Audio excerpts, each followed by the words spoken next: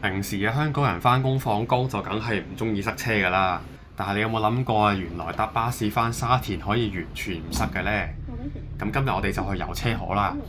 嚟到高鐵西九龍站，我哋就喺總站上呢部81返去沙田。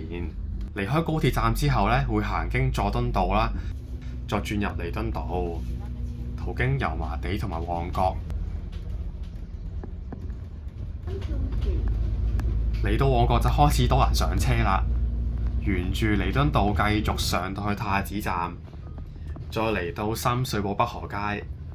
呢個站咧都算係九龍其中一個最多人上車嘅站嚟嘅。我哋就由呢度開始計，睇下幾多分鐘可以返到去沙田啦。咁啊嚟到呢度呢，巴士嘅座位已經坐滿啦，就離開九龍市區，駛上去大埔道。呢一條山路呢，就算係81最優秀嘅一段啦，會經過馬騮山，即係石梨貝水塘一帶。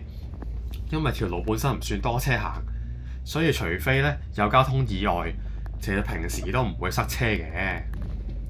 我哋用咗13分鐘呢，就由深水埗返到嚟大圍美林村啦。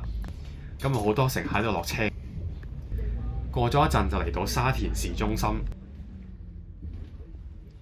最後就嚟到瀝源村，同埋抵達禾輋巴士總站。咁啊，其實想講呢，81先至係旺角同埋深水埗返去大圍真正嘅特快線啊。不過可能因為收費比較平啦，咁啊巴士公司一直都冇宣傳呢條又平又快又唔塞車嘅好路線喎。但係以佢超過50年嘅歷史嚟講呢，81號喺禾輋、瀝源同埋美林嘅街坊心目中一早已經係個老字號啦。咁啊，今日嘅旅程嚟到呢度啦，下次遊車河再見啦。